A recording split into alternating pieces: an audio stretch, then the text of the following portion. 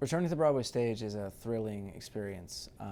It is intimidating for all the reasons that it's intimidating, and it's really liberating. There's no place where you get to combine all these things in one place: singing, dancing, acting, and storytelling in the way that you can on the Broadway stage. And it attracts a really interesting group of people. This show specifically, it's a piece that is beloved and has been for a very long time, going back to its off-Broadway, first off-Broadway production in the early 2000s to now have its first Broadway production is pretty special, and thrilled to be doing it.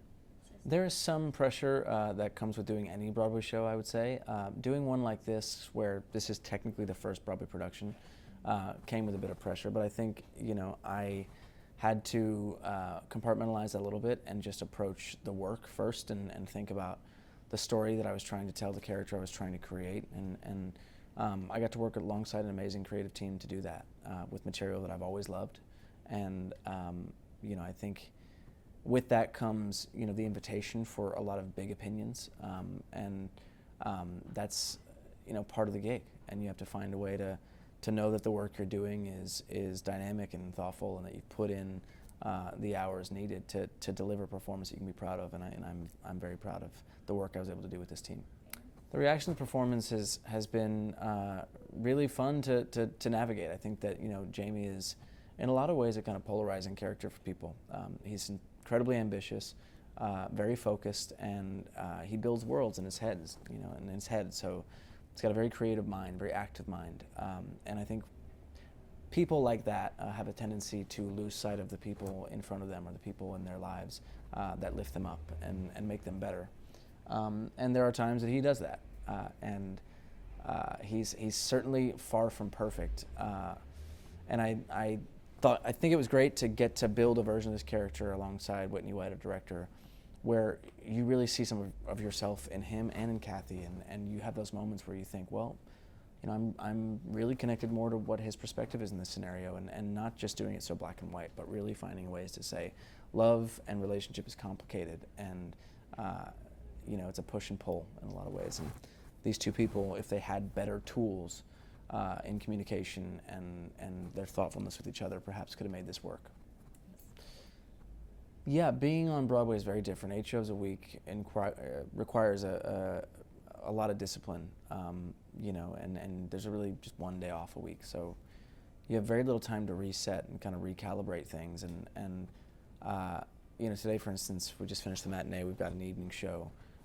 And basically from the time I wake up each day to the time I go to bed, I'm thinking about all I need to be doing mentally, emotionally, and physically to prepare for this 95 minutes on stage. So it's a lot like I feel being like an athlete in some ways, as opposed to being a musician. Most of my experience with the brothers and touring is really that's our kind of domain. That's our stories that we're telling, songs that we've written, and the show itself functionally is kind of our thing. And so there's a real freedom and flexibility in that is unlike anything in the world, and very grateful that we have that. But to get to come into something more structured like this, that requires that of you in your off time as well, is a really nice kind of balance to the other side of things on touring side. And it's created nice structure for my family and I as well, to be in one place for a little while and plant some roots of some kind, maybe not permanent, but certainly feeling like New York is calling our name a little bit, and that's bound to happen in springtime, and it's gorgeous. I think that my journey with type 1 diabetes has prepared me for my biggest challenges in life, and that's everything from building the career that we built for the brothers and what that journey's been, to my life as just a person, and building out my meaningful relationships in my life, friends, family, and obviously my marriage, and then something like this. I come in, I think, with a real focus and sense of understanding of the importance of any project, because of the amount of times I have to make real-time decisions while living with this disease. Often categorized as a manageable disease, and with the right management of it, it can be, but it can also be incredibly difficult, and for a lot of people it is. And there are days, even as on top of it as I am, where life happens and my glucose is not where I want it to be, and that has an emotional and physical effect on everything I do. And the ability to overcome those situations, to have mental clarity and focus amidst crisis is it's all kind of within me because of the experiences I've had with living with type 1. Yeah, I can't even imagine. It must be so difficult to have to think of so many extra things to deal with on top of just like, okay, remember my lines, remember my songs. Yeah. And dealing with that. It can be, but I think I'm very fortunate that I have incredible care. My doctor is amazing and helps me in situations where I feel I need help and guidance in that sense, but also access to information. And I'm obviously a spokesperson for Dexcom, but I genuinely will share with people just in my daily life how life-changing this technology is, and how meaningful it is to not only me but everyone that uses it.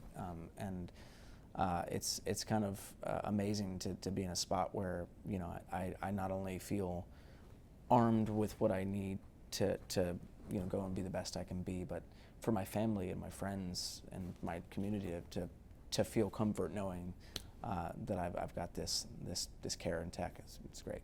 Yeah. So speaking of the technology, I mean, you've been diagnosed since you were 13.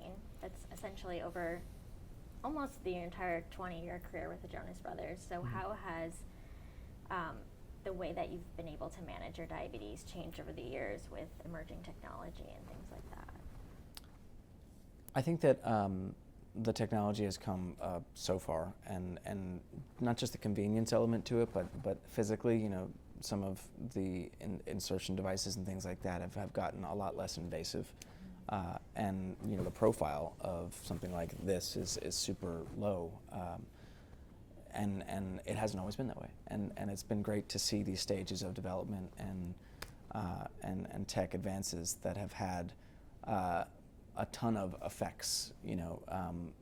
And the conversation that I feel I've been some small part of in my advocacy about normalizing what it's like to live with diabetes, and that's everything from having an insulin pump in your back pocket, or a cord for your insulin pump, or a device on your arm, and we're seeing it not only our everyday lives, but also represented in media now, and in other ways that I think is really exciting and meaningful, and normalizing something that when I was first diagnosed at 13 felt really overwhelming and scary, and like you couldn't put a face to it, and so I'm thrilled to get to see something like today, meeting with other people who in their circles, both online and otherwise, are carrying that torch and starting a conversation about not just great tech and advances in diabetes management, but what it's like to live with this disease, and what that really means to a 10-year-old kid who was just diagnosed. Getting to look up and see a dancer or an attorney, or people in different professions who are thriving. Mm-hmm. Well, why is it so important to just connect with these people that have the same disease as you? I think that there's always real power in community and connection, and as the world gets bigger and these connection points feel so easy on your phone and instant, it also feels very isolating. And I think there's a collective feeling that I'm gathering from people in these little communities, is that there's a real need for that human connection. And so beyond the work that we all do on social media and everything else to amplify and advocate for this disease, I think opportunities where we actually get to have that face-to-face interaction and feel a part of something and feel like we're not alone in that, as powerful as social media is and has become, can't beat that human connection. I'm a big advocate for therapy. I think it's everyone should do it, and those that say I don't need it, you probably need it, and there's that aspect of it, and there's also I think the importance of having people that you look up to who may have no understanding of what it's like to live with the disease, but but are just people that you admire and that you respect.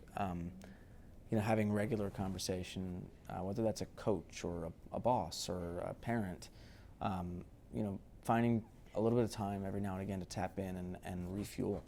I think that there's a lot of wisdom in that, and it extends beyond just your work and being a good husband or father or wife or mother. Like it's about just getting perspective and seeing things from a different angle, and that has certainly been a factor in kind of my life managing the disease as well. What advice can you give to a young person recently diagnosed with diabetes? You told me a story about someone that was close to you that was recently diagnosed. Yeah. I think the advice that I would give to someone newly diagnosed is to say that you can kind of do this thing two ways. You can beat yourself up and put a lot of pressure on yourself to be perfect and constantly be disappointed. Or you can do the best you can and understand that a lot of these things, every factor of why one day your glucose is solid and the next day it's out of range and you feel crazy and you feel gaslit by your own body, all these aspects, that's out of your control. And the things you can control are processing the information that you have in front of you, your glucose numbers, and making the right decisions on dosing insulin. The rest is up to you to decide how you're going to process that, and I think you'll live a way happier and more fulfilled life if you choose the latter, because otherwise you're just constantly hitting this wall of burnout and fatigue, and you won't be able to enjoy things as much, and I think it doesn't have to be like that. And then for the people around that newly diagnosed person, give them a little grace. If they seem out of character and don't seem like themselves, it's probably a direct result of something going on with their life with diabetes. I have seen that to be true on many occasions, and I think it's always better to be upfront about, hey, my glucose is high right now here, so if I seem out of it, that's why, or I'm low. And it makes that connection point as community stronger and more trust, but also it gives them perspective in case you're acting out of character. If you had to give one piece of love advice for keeping the spark alive in a 5-year relationship, what would you give?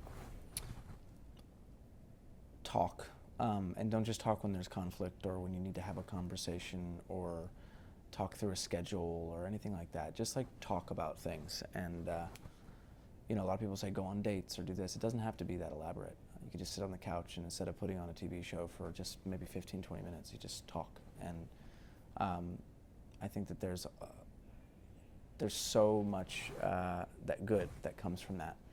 And as we all are sort of all on our devices collectively all the time and prioritizing sort of detachment from the real world in whatever our vehicle is to escape, I think one of those avenues and things could be talking. And it's not just relationships in a romantic sense. I think this extends to family and friends, and I think everyone can think of an example of a time that friend or person that they haven't spoken to in a minute just called them to catch up and what that meant to them. And so I think the same thing applies to checking with your person you love in a romantic sense. You got to just spend that time sometimes. I love that.